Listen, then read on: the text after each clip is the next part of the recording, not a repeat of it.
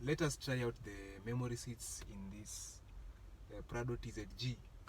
I want to see nda kucheki vile ina behave and also show you guys how it works. So nda click here control pale and then watch the magic happen.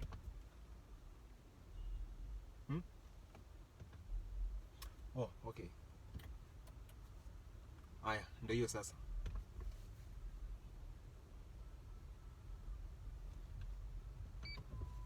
Okay.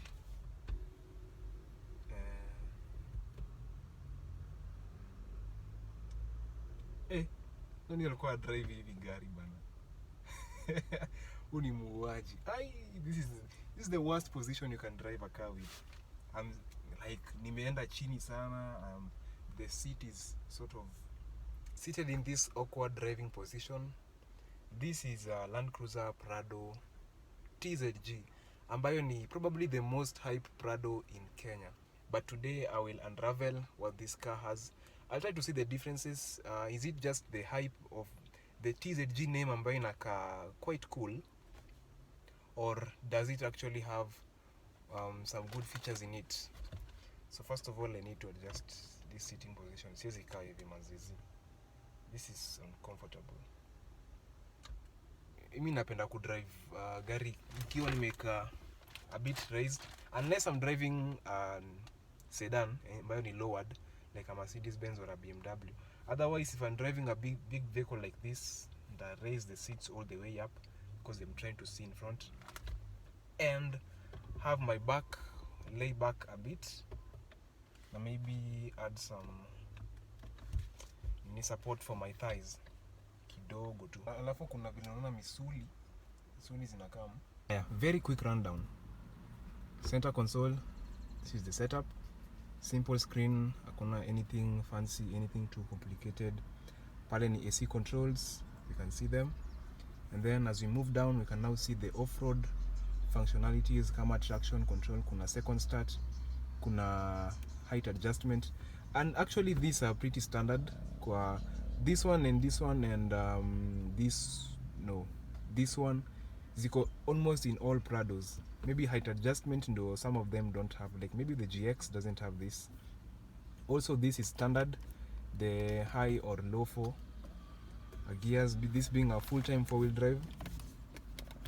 Nifunge hapo.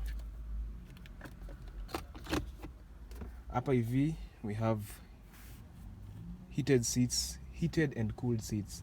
So here we can see the manual handbrake.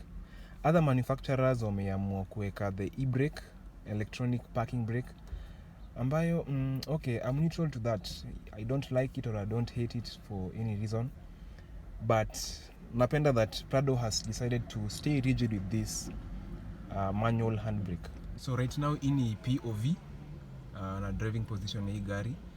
Unaweza cheki pale, you can see the bonnet, the way it is raised off the ground. You can see Pro Box Play inakaa pale mbele yangu. Inakaa tu hadi siziona headlights zake literally, because I'm pretty much raised off the ground. The space, it's there so that it can give you better visibility. You can see something better, especially if you're off-road. You can see something better with that narrow space or narrow gap that is between the hood.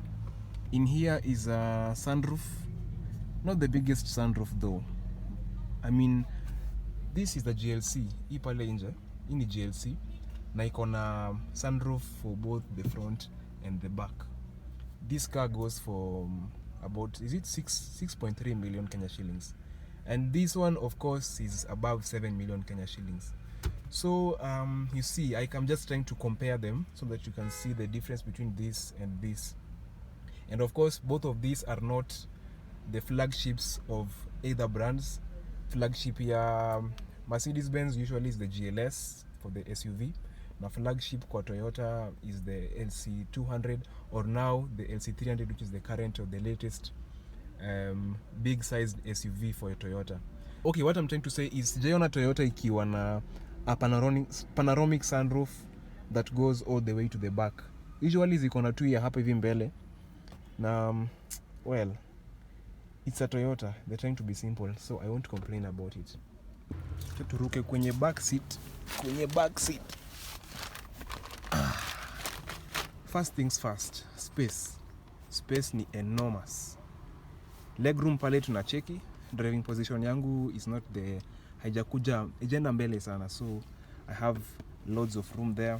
Also foot room pale chini, I can extend my feet down there without any struggling.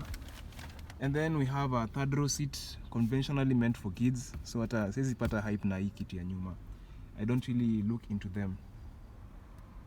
The seats back here are in leather, this beige leather, and unfortunately there's no climate control for the rear seats, or the heated seats, cooled seats. There's no climate control. The seats are also manually adjusted. Very simple, nothing too fancy to add on it. Get into the back seat, you have to use the manual controls here, your lever, then it moves in the front, and then you can jump in there, but I'm not going to do that because ndachafua hapa hivi. Otherwise you can see, like I said before, these seats are meant for kids. Ukiingia hapa hivi kama mtu mkubwa, you'll struggle for knee room. You won't be very comfortable. It will be a long ride for you. These seats are powered. These hapa nyuma, you can control them using these buttons here. As you can see now, I am lowering that. Is it the left side or the right side? It depends on perspective. Yeah, so that one is down, the right side, and I can pull it back up as I control it. So I've now seen that the main difference na Kondani, the main difference at TX na TZ.G is the setup here. You notice that the setup here is very different for TX na TZ.G. Now, according to specs online, difference ingine at TX na TZ.G ni that TZ ina offer more comfort facilities. It's supposed to be more spacious for big families. Also, it has this flex of having the air suspensions, which are adjustable. I had to come all the way like this to see the TX. So unacheki difference ya TX na TZ. Hii place arrangement ni so different.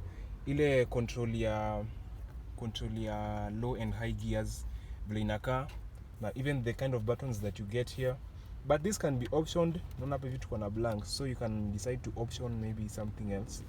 But this one does not get the air suspensions, which are adjustable. That does not come in the TX. Hiyo ni ya TZ.G peke yake. Another thing ni kwa sunroof. You also have a sunroof kwa TX, which is an option that you can opt for.